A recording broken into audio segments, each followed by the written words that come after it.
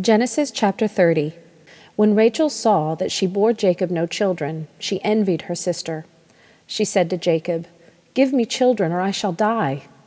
Jacob's anger was kindled against Rachel, and he said, "Am I in the place of God, who has withheld from you the fruit of the womb?"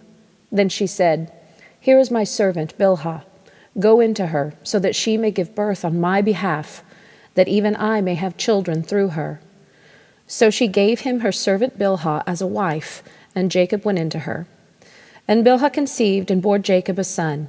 Then Rachel said, "God has judged me, and has also heard my voice and given me a son." Therefore she called his name Dan. Rachel's servant Bilhah conceived again and bore Jacob a second son. Then Rachel said, "With mighty wrestlings I have wrestled with my sister, and have prevailed." So she called his name Naphtali. When Leah saw that she had ceased bearing children, she took her servant Zilpah and gave her to Jacob as a wife. Then Leah's servant Zilpah bore Jacob a son. And Leah said, "Good fortune has come." So she called his name Gad. Leah's servant Zilpah bore Jacob a second son, and Leah said, "Happy am I, for women have called me happy." So she called his name Asher. In the days of wheat harvest, Reuben went and found mandrakes in the field and brought them to his mother Leah. Then Rachel said to Leah, "Please give me some of your son's mandrakes." But she said to her, "Is it a small matter that you have taken away my husband? Would you take away my son's mandrakes also?" Rachel said, "Then he may lie with you tonight in exchange for your son's mandrakes." When Jacob came from the field in the evening, Leah went out to meet him and said, "You must come in to me, for I have hired you with my son's mandrakes." So he lay with her that night, and God listened to Leah, and she conceived and bore Jacob a fifth son.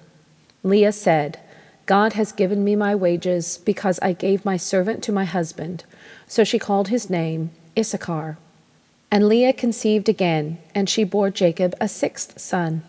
Then Leah said, "God has endowed me with a good endowment. Now my husband will honor me, because I have borne him 6 sons." So she called his name Zebulun. Afterward she bore a daughter and called her name Dinah.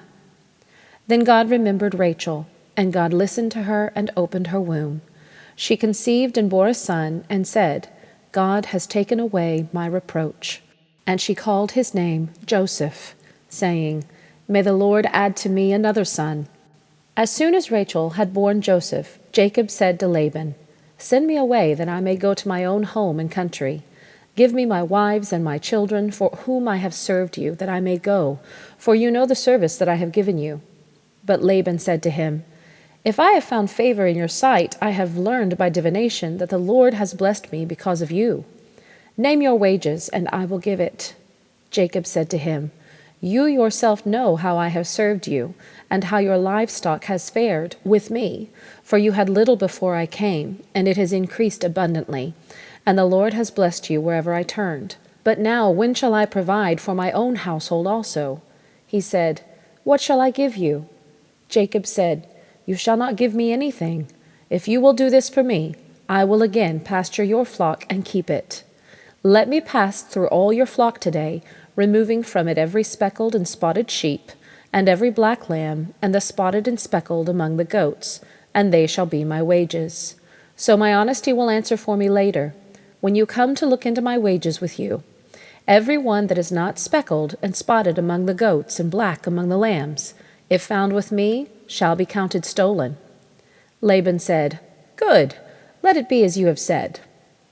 But that day Laban removed the male goats that were striped and spotted, and all the female goats that were speckled and spotted, every one that had white on it, and every lamb that was black, and put them in the charge of his sons. And he set a distance of 3 days' journey between himself and Jacob pastured the rest of Laban's flock.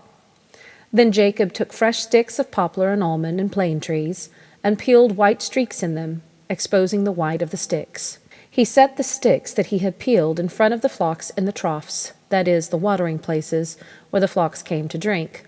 And since they bred when they came to drink, the flocks bred in front of the sticks, and so the flocks brought forth striped, speckled, and spotted. And Jacob separated the lambs and set the faces of the flocks toward the striped and all the black in the flock of Laban. He put his own droves apart, and did not put them with Laban's flock. Whenever the stronger of the flock were breeding, Jacob would lay the sticks in the troughs before the eyes of the flock, that they might breed among the sticks. But for the feebler of the flock, he would not lay them there. So the feebler would be Laban's, and the stronger Jacob's. Thus the man increased greatly, and had large flocks, female servants and male servants, and camels and donkeys.